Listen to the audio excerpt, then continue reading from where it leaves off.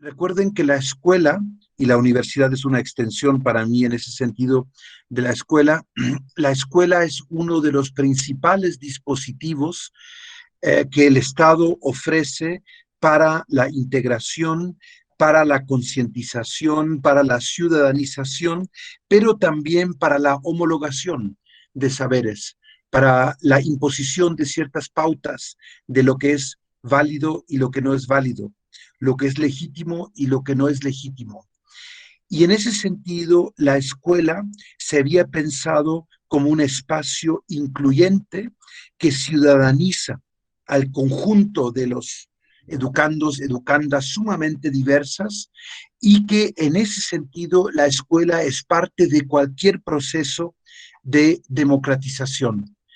Y a partir del establecimiento de las instituciones educativas eh, públicas, con carácter crecientemente obligatorio, existía la idea de que a mayor nivel educativo, comenzando con la educación inicial y primaria, pero llegando en el actual gobierno a la educación superior, esta escuela debería ser un espacio de encuentro, un espacio de intercambio y en ese sentido un espacio de democratización de la sociedad, incluyendo actualmente la educación superior obligatoria. Ustedes saben que eso de la obligatoriedad es relativo, pero se refiere a que es obligatorio para el Estado mexicano ofrecer educación superior para todas y todos.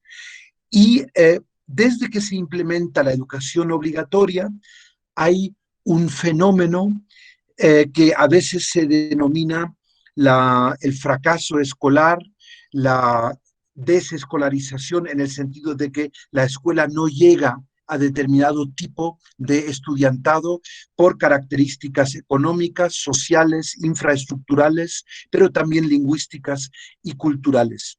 Entonces, lo que la escuela ha procurado desde su implantación cada vez más universal desde el siglo XIX, es que el alumnado tiene que acudir a esta institución. La institución es presencial, la institución es todavía muy similar a lo que en el siglo XIX se entendía por una fábrica, en este caso una fábrica de conocimiento, con edificios cerrados, con un campus específico, con un lugar donde se entregan, los padres y madres de familia entregan a los educandos, a las educandas, para estos procesos de enseñanza, aprendizaje fuertemente áulicos, fuertemente escolarizados, institucionalizados y siempre pensados al interior de la escuela.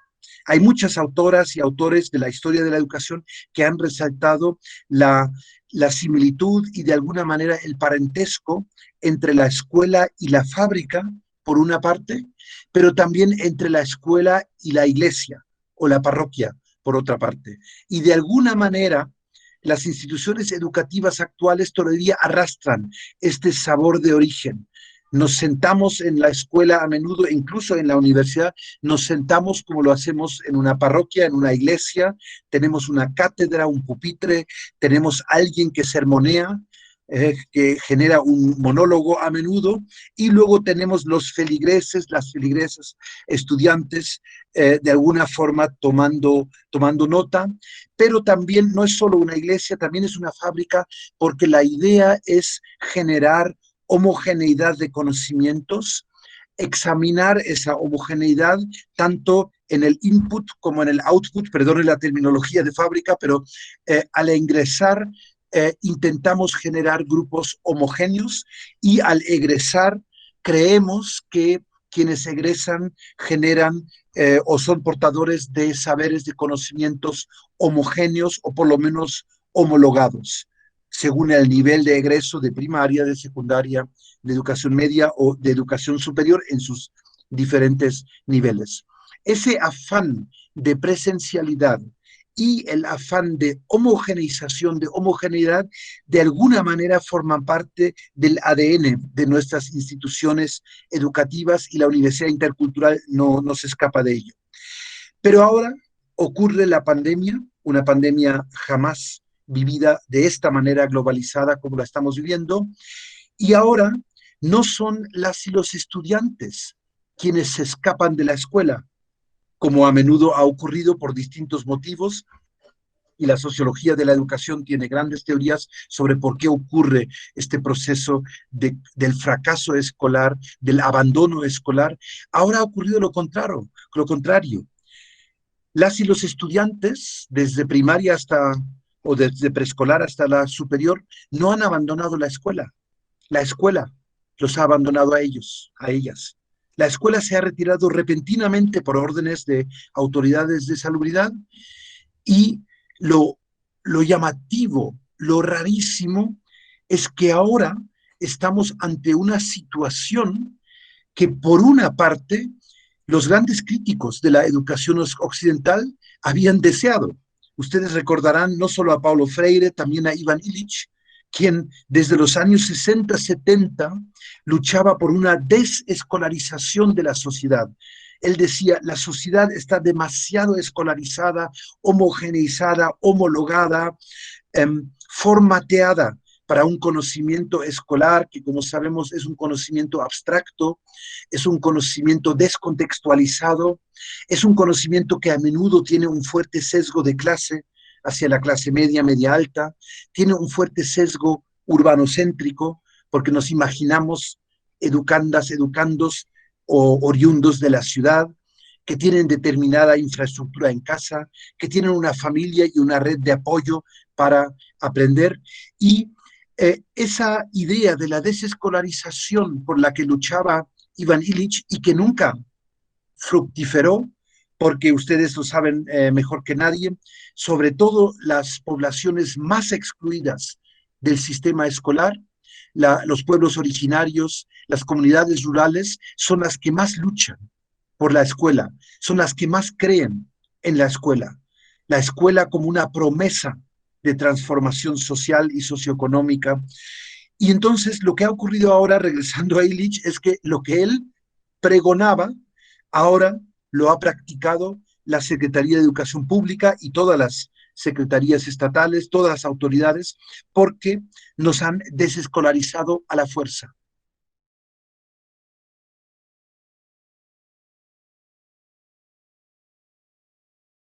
Muy rara la situación. La pandemia logra lo que la innovación educativa y la crítica y la pedagogía crítica no ha logrado nunca.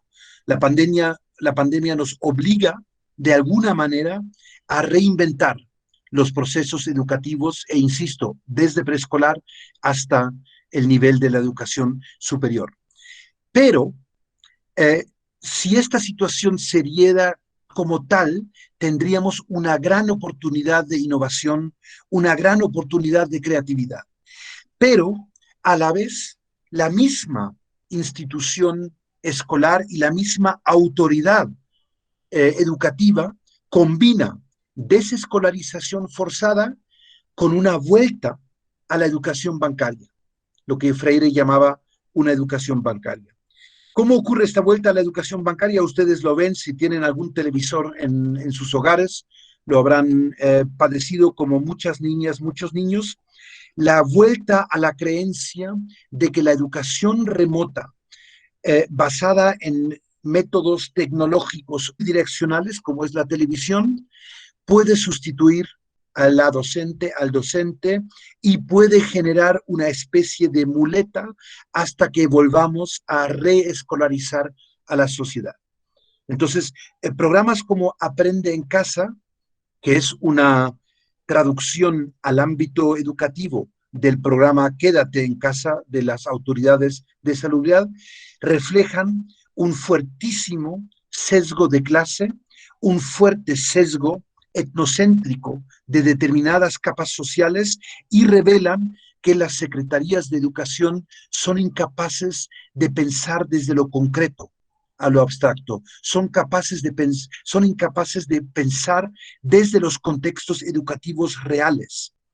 Aprende en casa solo puede funcionar si tengo una casa, solo puede funcionar si en esta casa tengo suficientes espacios dedicados únicamente al aprendizaje, si tengo una pequeña biblioteca en casa, si tengo espacios para recluirme, si además estos espacios se multiplican por el número de hijas e hijos, y todo ello demuestra que la Secretaría de Educación y las demás autoridades siguen sin conocer el México profundo, el México real. Y lo digo para el caso de México porque estamos aquí, pero lo mismo ha ocurrido en otras partes de América Latina y del mundo, porque es más fácil creer en un imaginario, creer en una ficción y pensar que todas las niñas y todos los niños están a la misma hora sentados delante del televisor y digiriendo, intentando digerir, intentando asimilar esa avalancha monóloga de información que proviene de los libros de texto que son pasados, digamos, a un formato, en este caso, audiovisual. Ustedes recuerdan que las secretarías de educación desde hace mucho tiempo están casadas con este tipo de ficciones, con este tipo de imaginarios. Se decía que Torres Bodet disfrutaba de la idea, él como secretario de Educación Pública, de que por sus órdenes, toda niña, todo niño, el lunes a la mañana, en cualquier parte de México, desde Tijuana hasta la Selva Lacandona, estaba haciendo lo mismo, porque el currículum nacional impuesto desde la Secretaría daba esa posibilidad de homologar prácticas educativas, pedagógicas a lo largo de todo el territorio nacional. Entonces ahí vemos cómo este afán por imponer una educación homogeneizante, bancaria en términos de Freire, ha regresado ahora a partir de los medios de comunicación unidireccional, como el caso de Aprende en Casa, y no voy a entrar en las alianzas realizadas entre medios públicos y medios privados. Hemos visto nuevamente hemos visto en nuestro querido país cuánta falta hace una televisión pública de calidad, cuánta falta hace una BBC independiente, no gubernamental, sino pública, que realmente llegue a todos los hogares, a todas las familias en el campo, en la ciudad, en vez de estar haciendo alianzas con las grandes productoras del mundo telenovelesco que tanto daño le hace a nuestras comunidades y al México profundo. Entonces,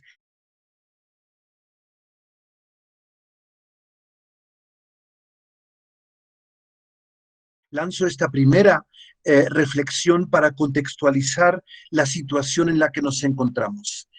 ¿Qué consecuencias tiene esto para la educación intercultural y en concreto para la educación superior intercultural? Como ustedes saben, estamos desde hace algunos años, tal vez década y media, en algunos casos 2 décadas, intentando repensar la escuela y la universidad desde abajo. Esto de desde abajo se dice rápidamente, pero es bastante complejo porque todo nuestro sistema educativo, incluyendo la educación superior, es un sistema piramidal. Es un sistema tlatoanesco, o como queramos llamarlo, que piensa desde arriba hacia abajo. Esto lo hemos intentado revertir con escuelas comunitarias, con escuelas de orientación local, con universidades que piensan sus carreras desde la pertinencia lingüística, cultural, local y regional, pero que ahora se encuentran ante una brutal realidad donde la mera brecha de la conectividad decide quiénes siguen estudiando y quienes son activamente expulsadas y expulsados.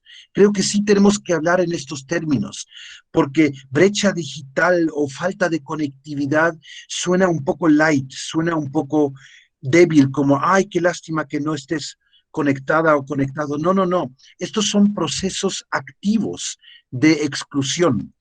No se ha generado una cobertura nacional que realmente permita pensar a mediano plazo en una educación remota utilizando TICs para mantener el contacto.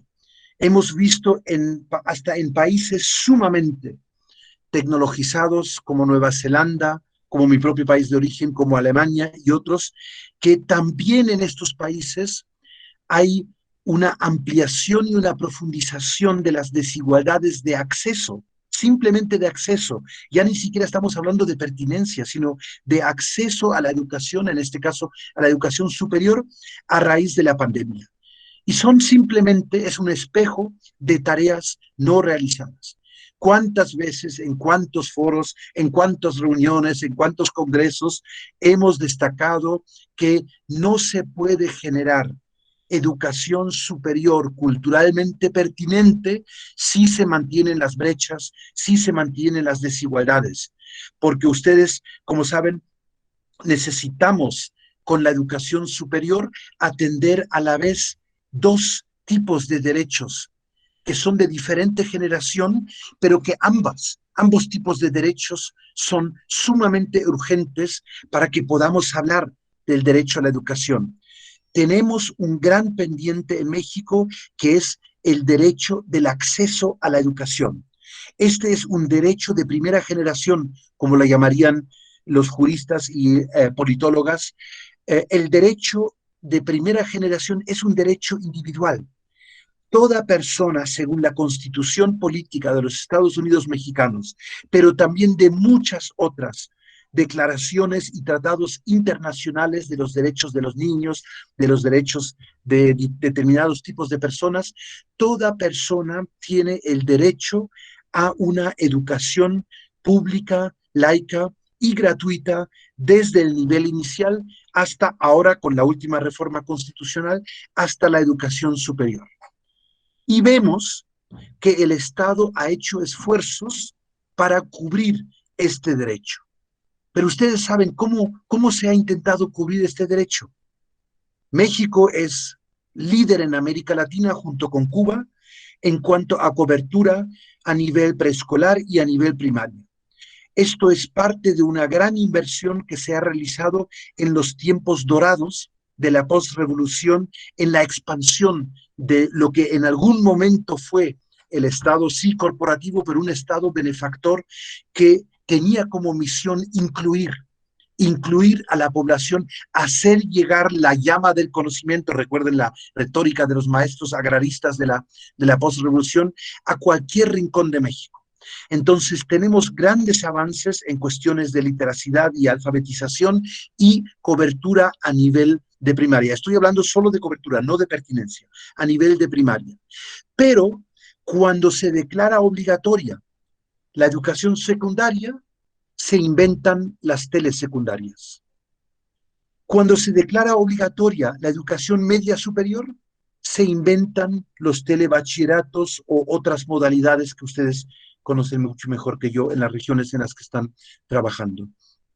Y en el momento en el que se declara obligatoria del Estado de proporcionar la educación superior, se inventan nuevas modalidades de educación superior, como ahora las universidades del bienestar Benito Juárez y otras instancias. En distintos estados tienen diferentes nombres, pero son esfuerzos públicos de ofrecer una educación en los respectivos niveles para contextos también alejados de la ficción gubernamental de urbanocéntrico, clase mediero, etcétera, etcétera, como ya mencionaba antes. Entonces, el derecho a la educación como derecho de acceso, el derecho de cobertura, que es un derecho mínimo, es un derecho universal, sin ese no podemos seguir hablando de otros derechos. El derecho a la educación es, en términos de Hannah Arendt, la gran filósofa política del siglo XX, la madre de todos los derechos, porque el derecho a la educación te da la posibilidad de conocer tus derechos. Entonces, Hannah Arendt decía, si no tenemos un derecho a tener derechos, no vamos a tener ningunos otros derechos. Y sin tener acceso a la educación, a una educación que me lleve a desarrollar una ciudadanía plena, que es parte de un proceso de democratización, simplemente no puedo tener acceso a cualquier otro derecho.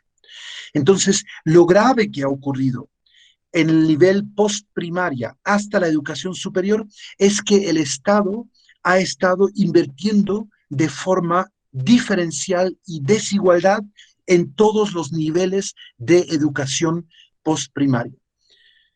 Esto es grave y esto lo estamos pagando en los distintos sistemas educativos y niveles educativos actualmente.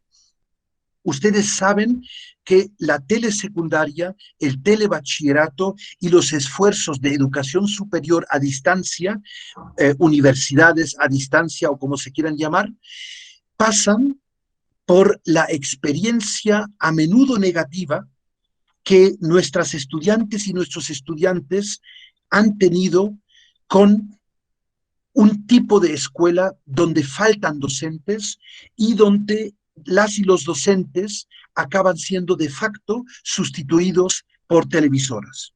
O sea, nuevamente estamos ante el aprende en casa, en la telesecundaria es un aprende en el aula, pero un aula cuyos contenidos vienen de lejos. Vienen de la Ciudad de México, vienen de pedagogas y pedagogos muy bien intencionados, pero que no pueden ofrecer una educación adecuada porque no pueden conocer la gran diversidad, la riquísima diversidad de contextos que caracteriza el México profundo, el México rural, el México indígena. Entonces, para pensar ahora en tiempos de pandemia, en una educación remota, tenemos un terrible antecedente. Tenemos un antecedente en el cual la educación, llamémosla a distancia, que se ha proporcionado hasta el cierre obligatorio de las escuelas, la educación a distancia que nuestras niñas, niños y jóvenes tienen, es esta educación de telesecundaria, telebachillerato, teleuniversidad, y que no sé si en la Intercultural del Estado de México, pero en la Universidad Veracruzana Intercultural lo hemos discutido antes de la pandemia con muchas generaciones de estudiantes que nos decían, sí hay profes muy buenas, muy buenos en telesecundaria y en telebachillerato, pero son buenas y son buenos cuando apagan la tele, cuando se olvidan de la tele y hacen algo con nosotros en el aula. Y entonces decían en la Universidad Veracruzana Intercultural, por eso, por haber pasado por telesecundaria, telebachillerato, y ahora llegamos por fin a una universidad que se llama Intercultural, no queremos más teleeducación. No queremos educación a distancia, porque discutíamos cómo diversificar la oferta educativa y si podíamos combinar clases presenciales con algunas videoconferencias de parte de docentes de la Universidad Veracruzana. Ustedes, como saben, la UBI, la Veracruzana Intercultural, forma parte de la Universidad Veracruzana, entonces ahí había posibilidades como de intercambiar docentes, y las y los estudiantes de forma casi unánime decían, no, por favor. Por fin llegamos, después de ese periplo por la educación secundaria y media, por fin llegamos a una universidad donde tengo interacción cara a cara, donde tengo roce con las y los docentes, donde vivimos además en la misma comunidad, donde me los encuentro en el desayuno, donde me los encuentro en el mercado, donde puedo convivir más allá del aula. No queremos ese tipo de educación a distancia barata que la Secretaría, el Estado-Nación nos ha ofrecido, y nos ha ofrecido solamente, lo tenían muy claro, solamente a nosotros, porque somos de comunidad, porque en la ciudad de Jalapa, en las ciudades, en las grandes urbes, no se ofrecen ese tipo de modalidades. Y en muchas reuniones que tuvimos, todo esto antes de la pandemia, padres de familia también decían, no queremos educación remota, educación a distancia, porque si fuera tan buena la educación a distancia, ustedes en la ciudad se la hubieran ya monopolizado como lo hacen con cualquier otro tipo de educación de calidad. Así que por favor queremos docentes que vivan en la comunidad, que hagan vinculación comunitaria, que conozcan las lenguas y que estén aquí. No alguien que me transmite de la ciudad o de donde sea o de la Ciudad de México algún programa educativo, alguna licenciatura, alguna materia de esa licenciatura. Entonces así llegamos a la pandemia. Regreso brevemente. Estaba hablando del derecho a la educación como un derecho de primera generación. Este derecho no se ha cumplido cabalmente para la juventud rural indígena de nuestro país. Tenemos que ser clarísimos, tenemos que ser muy honestos. Las telesecundarias, los telebachilleratos y las nuevas universidades, me encantan que se crean 100 nuevas universidades de bienestar. Para nada estoy en contra. Pero estas instituciones, si no tienen la dotación infraestructural, la planta docente, el tipo de programas que tienen otras instituciones de educación superior, simplemente acaban jerarquizando la atención educativa. Y las y los jóvenes lo tienen muy claro. También las universidades interculturales siguen siendo percibidas no solo por su reciente creación, sino también por problemas financieros, infraestructurales, de tipo de docente, etcétera, siguen siendo percibidas como instituciones de segunda. Lo digo duramente, pues suena así y trabajamos en estas instituciones, pero la juventud no es tonta, la juventud sabe exactamente qué tipo de provisión, qué tipo de cobertura se le ofrece. Entonces, el derecho individual al acceso a la educación en México no se está cumpliendo. Así llegamos a la pandemia. En segundo lugar, aparte del derecho de primera generación, el derecho individual, un derecho muy occidental, plena cobertura de todo el sistema educativo para toda la población, sea de la lengua que sea de la cultura que sea, del tipo de origen que sea, no se cumple.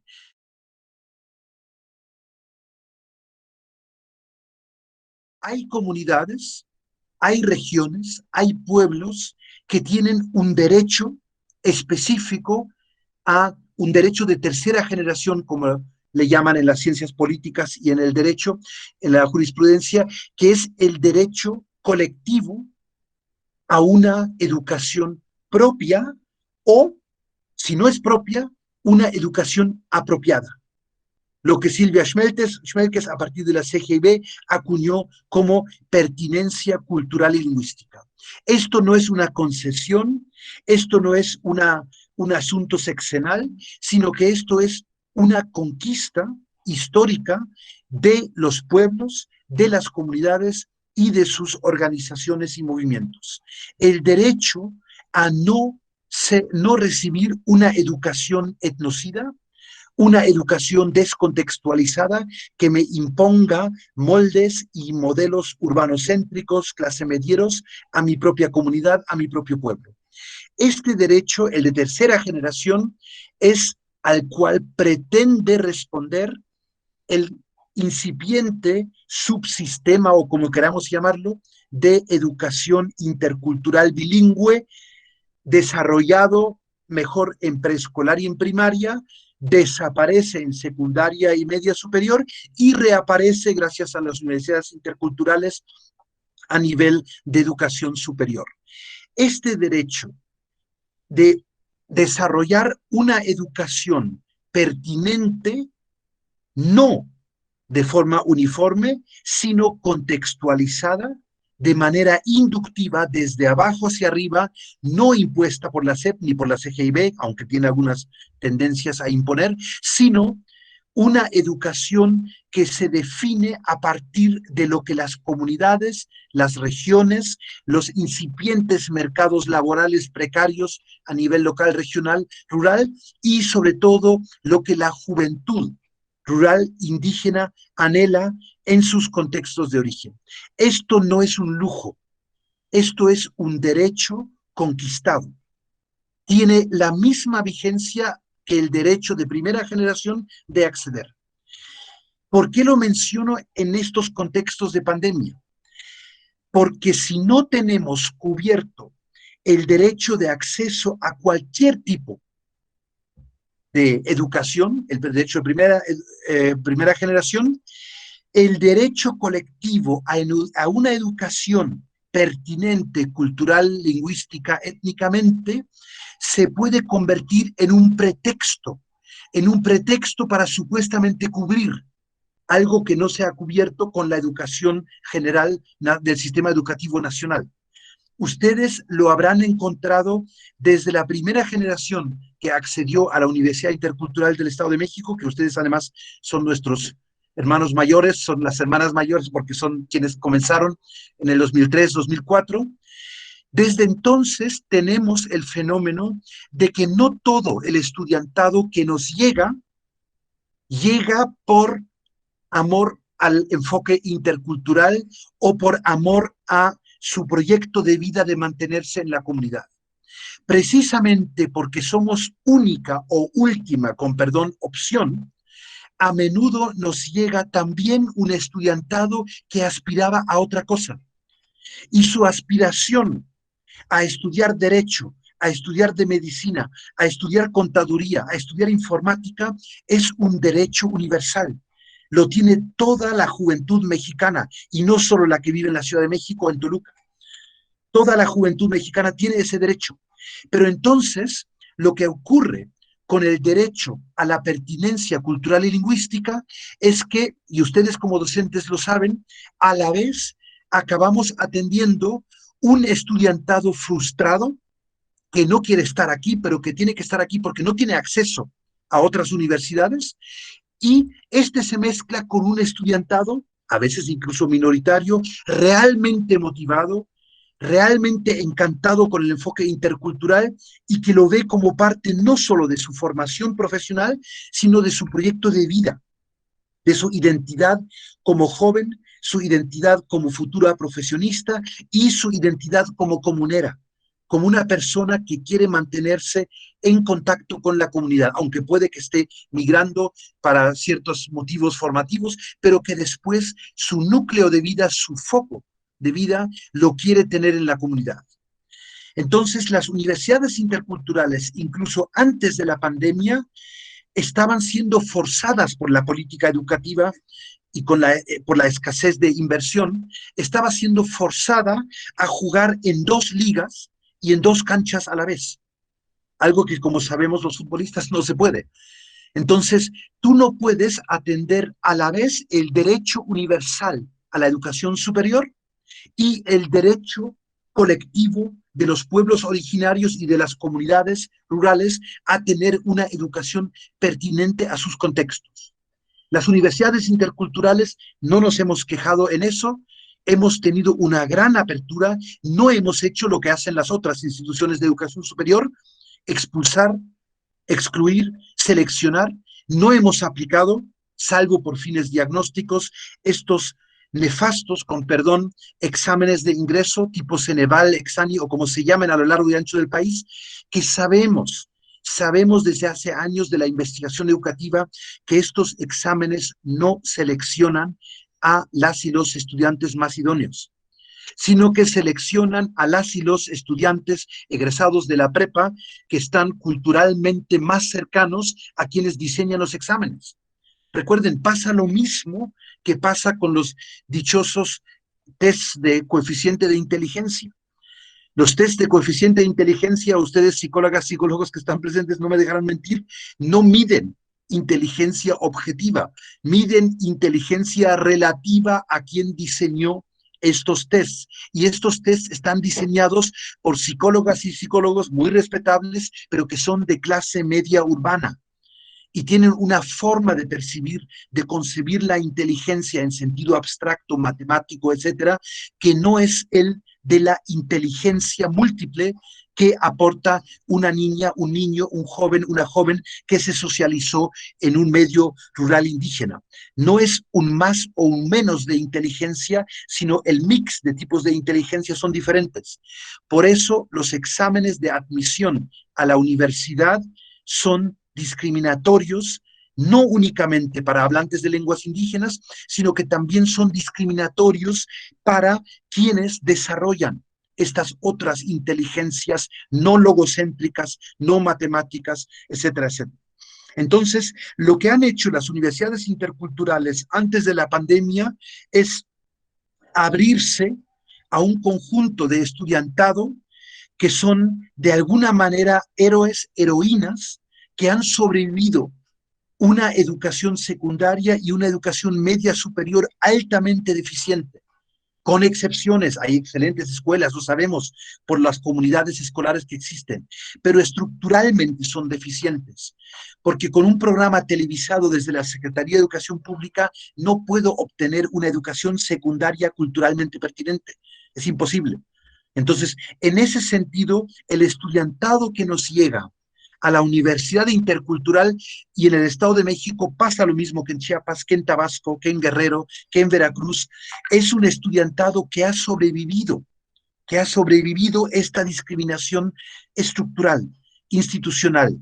Se les ha rechazado hablar su lengua, expresar sus saberes desde la secundaria. Se acuerdan, y muchos todavía se acuerdan de la primaria, cuando podían utilizar sus lenguas en el aula por el subsistema de educación básica, bilingüe, intercultural.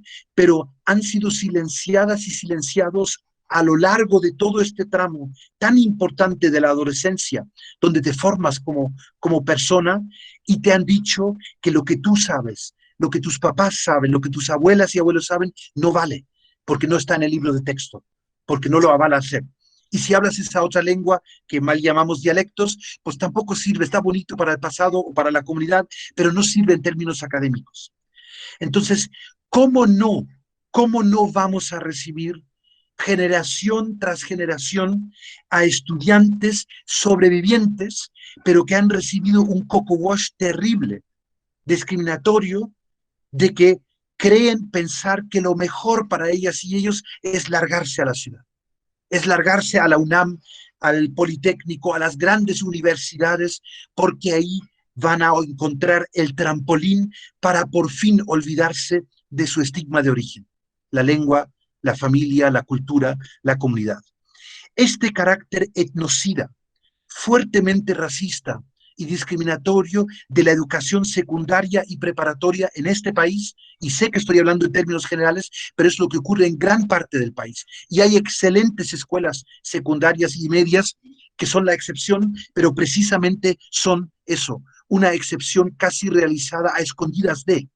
Entonces, nos llega este tipo de estudiantado y obviamente un gran porcentaje de ellas y ellos no quiere la universidad intercultural, no quiere comunicación intercultural, sino que quiere ciencias de la comunicación, no quiere lengua y cultura, sino que quiere lingüística o pedagogía general o magisterio, o no quiere derecho intercultural, sino que quiere ser abogada y abogado, juez, etcétera.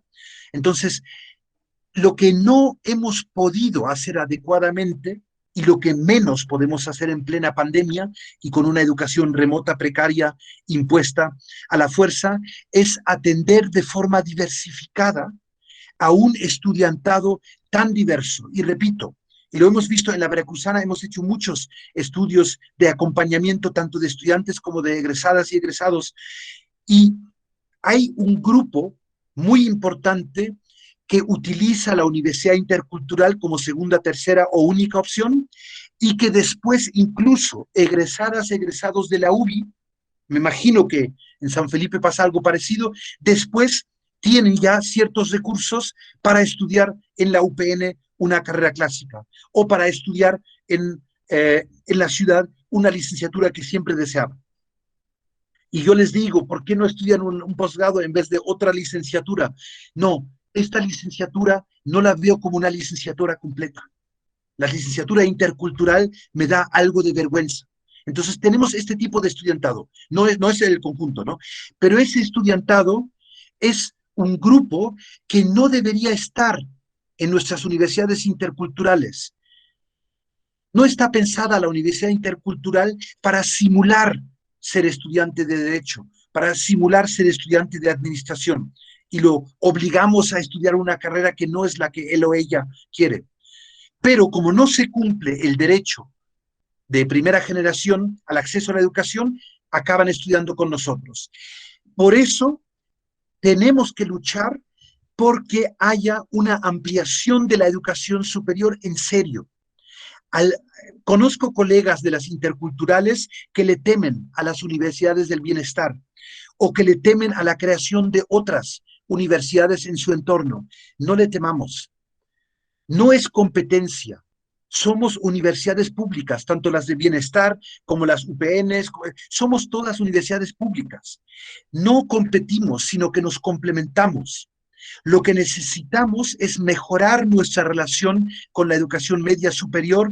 Si la educación media superior no lo hace, nosotros tenemos que ir a los bachilleratos y a las prepas y dar clases de orientación vocacional para explicar el abanico de posibilidades que tienen. Eso está ocurriendo en algunas interculturales que para sus campañas de difusión de sus carreras, precisamente en estas fechas, ahora de convocatoria, visitan los bachilleratos, telebachilleratos, escuelas medias, para informar sobre lo específico. Nosotros en la Universidad Veracruzana Intercultural, como somos parte de la Universidad Veracruzana, lo aprovechamos para ofrecer la imagen completa. No, si ustedes quieren irse a la ciudad y si ustedes ven su futuro de aquí a 10 años viviendo en una gran ciudad como asalariados, entonces no pierdan el tiempo en la UBI. Váyanse a otro tipo de institución y les vamos a proporcionar toda la información. Pero a cambio, el sistema educativo y las subsecretarías de educación superior tienen que entender que precisamente por eso en las universidades interculturales el derecho colectivo a una educación superior pertinente no se puede cumplir simulando cubrir todos los ámbitos y no se puede hacer ampliando la matrícula excesivamente. El derecho colectivo a una educación pertinente solo se puede lograr en contextos pequeños, en contextos comunitarios. Y para eso necesitamos defendernos contra la puntitis, los indicadores únicamente estadísticos que continuamente a los pobres rectores y rectoras les recuerdan, no, es que ustedes tienen una matrícula muy baja y eso es muy costoso para, no, esto para nada es costoso. Marion Lloyd ha hecho en una última publicación un análisis cuantitativo y las universidades interculturales siguen obteniendo mucho menos recursos, incluso por cada uno de estudiantes que las otras universidades. O sea, hay una discriminación presupuestal que persiste. Pero además tenemos que insistir desde las políticas de educación superior intercultural que en estos contextos menos es más. La cantidad no ayuda a la calidad. Nosotros en la UBI tenemos una carrera bastante exitosa de gestión intercultural para el desarrollo, pero a ver, ¿cuántos gestores, cuántas gestoras interculturales necesita la Huasteca? Vamos a inundar regiones enteras con perfiles de empleabilidad por lo menos precaria, para decirlo lo menor. No, lo que tenemos que hacer es continuamente, con gran flexibilidad, volver a inventar carreras, nuevas carreras, pero pensándolas desde local, desde los ámbitos locales y regionales. Y para eso necesitamos un enfoque inductivo, un enfoque desde abajo hacia arriba. Y necesitamos que las políticas de educación superior de las rectorías para arriba respeten este conocimiento local de lo que hace falta en cada uno de los contextos. La UBI, por ejemplo, tiene 4 campus, 4 sedes regionales en comunidades indígenas. Y después de un rediseño nos estamos dando cuenta que no era necesario y no era útil impartir la licenciatura con el mismo currículum, con el mismo plan de estudios en las 4 sedes. Porque entre la Huasteca, el Totonacapan, la Sierra de Songolica y las selvas meridionales hay una gran diferencia. Entonces, todas nuestras carreras tienen que pensarse desde abajo y tienen continuamente que buscar el diálogo con egresadas y egresados para poder retroalimentarse, para aprender. Ustedes lo saben, nuestras carreras tienen nombres tan esotéricos, tan raros, tienen perfiles tan novedosos, a veces un poco todológicos, con una orientación comunitaria, mucho autoempleo o mucha autogestión para obtener recursos, pero no para el típico asalariado, la típica licenciada que trabaja en un despacho 8 horas al día y a las 4 de la tarde deja caer el bolígrafo y se va a su casa. Entonces, para ese tipo de programas educativos novedosos, necesitamos margen de maniobra. Necesitamos grupos pequeños, trabajar de forma muy estrecha entre docentes y estudiantes, siempre buscando a egresadas y egresados para que nos iluminen sobre nuevos yacimientos de empleo, nuevas formas de autoempleo, nuevas formas de trabajo comunitario, aunque no sea remunerado, pero sea local y comunitariamente útil y legítimo para ir desarrollando nuevas carreras y nueva oferta educativa. Ustedes lo saben, tenemos que ir más allá de la licenciatura, pero también más acá de la licenciatura. No solo pensar en estudios de 4 años de tipo presencial clásico, sino necesitamos una universidad abierta donde los sabios, las sabias de la comunidad también pueden acudir para algún diplomado, alguna ecotecnia, algo que quieran aprender y que estas personas mayores que llegan a la universidad también nos cuenten como parte de la matrícula. Porque como hoy son contabilizados como educación continua, así como algo aparte, la secretaría, la subsecretaría no entiende la relevancia que tiene para una universidad intercultural tener a las y los ancianos en el campus, a veces como estudiantes y a veces como cotutores de nuestros propios estudiantes de licenciatura. Entonces, no necesitamos simplemente ampliar hacia arriba posgrados, especializaciones, maestría, doctorado, que también está bien, sino que también hacia abajo, cursos cortos, cursos de formación profesional técnica que podemos realizar en conjunto con personas sabedoras en las comunidades. Pero eso también tiene que estar avalado por las rectorías y por la política educativa, porque a veces lo tenemos que hacer casi a escondidas y en fines de semana y sin que nos cuente como carga docente. Ustedes seguro que lo han vivido de la misma manera. Entonces, a lo que voy con esta reflexión es que la pandemia nos da la posibilidad, por una parte, de redescubrir lo que es específico de una educación superior intercultural, que tiene que ver con esta mirada desde los contextos, desde lo inductivo, pensar con actores comunitarios, y en esa reflexión nos damos cuenta que esto es lo que va a ser, y no solo en las universidades interculturales, y no siquiera solo en las universidades, sino en todos los niveles educativos. Esta va a ser la escuela del futuro.